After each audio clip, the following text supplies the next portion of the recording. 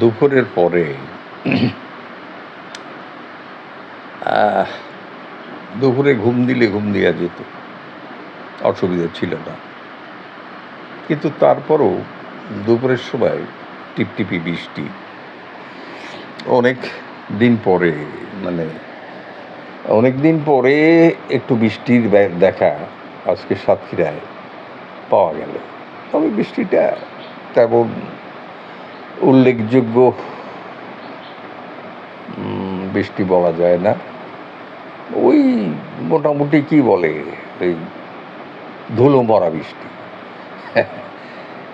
এইরকম বৃষ্টিতে খুব বেশি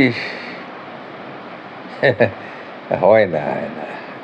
এইভাবে বৃষ্টি হলে কি হয়, বৃষ্টি হতে হবে ঝমঝমায়ে বৃষ্টি, একেবারে আকাশ ভেঙে পড়বে, চারিদিকে অন্ধকার হয়ে আসবে, গ্লুম গ্লুম আকাশ মেঘ ডাকবে, তবেই তো বৃষ্টির সেই আমেজটা তৈরি হবে। না, তেমনভাবে বৃষ্টি হয়নি, তেমনভাবে বৃষ্টি নামেনি। ওই ফিস ফিস ফিস ফিস ফিস ফিস, এই ফিসফিসে বৃষ্টির কাজ। শুষ্ক মাটি একদম খা খা করছে, গাছগুলো নেতড়িয়ে পড়ছে। বৃষ্টি যেভাবে নামলে ওরা স্বস্তি পায়, সে বৃষ্টি তো হলো না। হয়তো হবে কয়েকদিন পরে, অপেক্ষা করতে হবে। সাতক্ষীরার টেম্পারেচার সবসময় ঊর্ধ্বমুখী, টেম্পারেচার ওঠানামা খুব কম, বাড়তির ভাগটাই বেশি। সাতক্ষীরায় বৃষ্টি বাদলা হওয়া দরকার, অত্যন্ত দরকার। যাক, দুপুরের পরে ঘুমাতে গেলাম না। ঘুমালে হয়তো একটা ঘুম হতো, কিন্তু ঘুমাতে গেলাম না। বিকাল হয়ে এসেছে, সূর্য আর কিছু পরেই ডোবা শুরু করবে, সূর্য ডুবতে শুরু করবে, অন্ধকার ঘনিয়ে আসবে। এর মধ্যে আবার আসরের ওয়াক্ত হয়ে যাবে। আসরের ওয়াক্ত এখনো হয়নি, আজান হয়তো কিছু পরে শুরু হবে। তো আসরের ওয়াক্ত হলে তারপরেই তো। যাক, এখন ওই বসে বসে গপ্প করার মতন তো তেমন কিছু ভাড়ায় নেই, কি নিয়ে গল্প করব। তো যাই হোক, সকালের দিকে নয় নাস্তাটা করলাম মধু দিয়ে। মধু আহরণ, এটা নিয়ে কথা বলার একটু ইচ্ছে ছিল।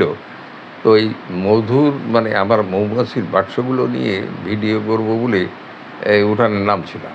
সে সময় আসলো বৃষ্টি, এই জন্যে ওই মৌমাছির বাক্সগুলো তেমন ছবি টবি উঠাতে পারলাম না। ওই বৃষ্টির মধ্যে দৌড় বাড়াবাড়ি করে একটু ওই যা করছি, ওটা আমি ওই আপনাদের দিয়ে দেবো ওখানে আর কি, আপনারা দেখতে পাবেন যে বাক্স কয়টা আছে আমার।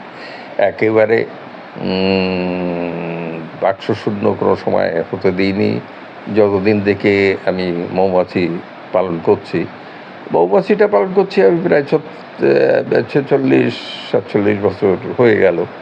দীর্ঘদিন ধরে আমার এই মৌমাছি পালার একটা অভ্যাস, এটা আমার আছে।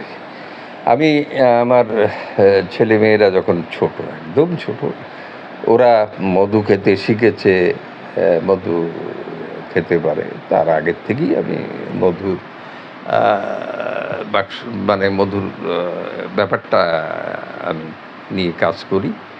এটা আমার একটা নেশা। বাড়িতে কিছু মৌমাছি পালন করে সেখান থেকে মধু আহরণ করে নিজে খাঁটি মধুটা খেলাম। একটু বাড়তি উৎপাদন হলো, এটা জানাশোনার মধ্যে যারা আগ্রহী তাদেরকে একটা সঠিক মূল্য ওই সময়কার বাজার দর হিসেবে দিলাম। এখনও আমার উদ্বৃত্ত মধু হলেই যারা জানাশোনা আছেন, এরা তো নিয়ে থাকেন যে আশরাফের মানে মধু হলে তো খুব নিশ্চিন্তভাবে মধুটা পাওয়া যায়, কোনো ভেজালের কোনো চিন্তাই করা লাগে না। যে বাইরে থেকে মধু কিনবো, কী মধু কিনবো। তবে মৌমাছির ব্যাপারে আমি বলি, মৌমাছিটা যে মধুগুলো আমরা এখন মার্কেটে পাই, এর মধ্যে আপনি ৩টা ক্যাটাগরির মধু পাবেন, ৩টা। একটা হচ্ছে আপনার সুন্দরবনের মধু, যেটা আমাদের সাতক্ষীরা বেল্টে সুন্দরবন থেকে যেটা আহরণ করা হয় মধু, এটা হচ্ছে সি গ্রেডের মধু। এই মধুটা, এটা হলো ডাঁশ মাছির মধু। ওই ডাঁশ মাছিগুলো আকারে সব থেকে বড় হয়। এরা পাহাড়ি মাছিও এদেরকে বলা হয়। পাহাড়ের জঙ্গলে টঙ্গলে উঁচু উঁচু গাছগাছালি এবং পাহাড়ের খোড়লের ভিতরে এরা চাক করে, একটা বিশাল একটা চাক করে। চাকটা একটাই চাক, এর ভিতরে কোনো পাট নেই। একটা চাকের ভিতরেই ওরা ডিম, বাচ্চা, ওদের বাচ্চাদের খাদ্য খাদক, ওদের খাদ্য খাদক প্লাস মধু সব ওই একটা চাকের ভিতরেই এটা ওরা সংগ্রহ করে। এখান থেকে যখন বাওয়ালিরা কেটে নিয়ে আসে, তখন ওই কিছু পোকা টোকা এসব বেড টেড দেয়া পুড়েই যায়, ওরা দিতে চায় না। তবু ওই মধুর অংশটা কাটতে গিয়ে দেখা গেল কিছু পোকা, কিছু অন্য টন্য এই সমস্তগুলো এসে গেল ওর মধ্যে। ওটা ওরা ওই একসঙ্গে নেটের মধ্যে ফেলে চেপে, ওদের ওই নৌকায় যে ইয়ে থাকে বড় বড় মাটির মেটে বলে, আমাদের দেখি এটাকে মেটে বলে, কোলা বলে কেউ কেউ, যাই হোক এই ধরনের পাত্রে করে ওরা সংগ্রহ করে। এখন ওই যে মধুটার ভিতরে যে ওই পোকার বডিগুলো চাপা পড়ে গেল, সেই বডির যে সাদা যে এটা ওর মধ্যে চলে আসলো, এটা হচ্ছে ওদের বডির একটা মধুর মধ্যে মিশে গেল। এতে করে হয় কি, মধুর যে গুণাগুণ সেটা নষ্ট করে ফেলে। এখন ওদের যে কৌশলগুলো আমি দেখেছি, আমি সুন্দরবনের ভিতরেও গিয়েছি, ওই বাওয়ালিদের সঙ্গেও আমি কথা বলেছি, ওদের আহরণের এটাও আমি শুনেছি ওদের মুখ থেকে। ওরা বলতে চায় যে দেখেন, এই মধু যতই বলেন, মধুতে নোনা পানি কিছু দিতে হবে, না দিলে মধু ওতলাই ওঠে, মধু এরম হয়ে যায়, মধু ভালো থাকে না। আমি ওদের কথাটা হাসতে হাসতে শুনলাম। ওদের সঙ্গে তর্ক বিতর্কে যাওয়াটা ঠিক না। তবে মূল ব্যাপারটা হচ্ছে, মৌমাছির বডি মানে চেপে নেওয়া অংশ, মৌমাছির বাচ্চাদের বডি টডি এ সমস্ত আবিজাবি মধুর মধ্যে চলে আসলে হয় কি, মধুর মধ্যে অ্যাসিটিক অ্যাসিড ফর্ম করে, যেটা ওই রস জাল দিলে যেমন মৌলো মানে একটা গাদ ওঠে, হ্যাঁ, আপনার আখের মাড়াই করে রস এ করলেও সেখানেও গাদ ওঠে। এই যে গাদটা জাল দিলে উঠে আসে, এটা তো খেজুরের রস এবং আখের রস, এগুলো জাল দিলে গাদ উঠবে।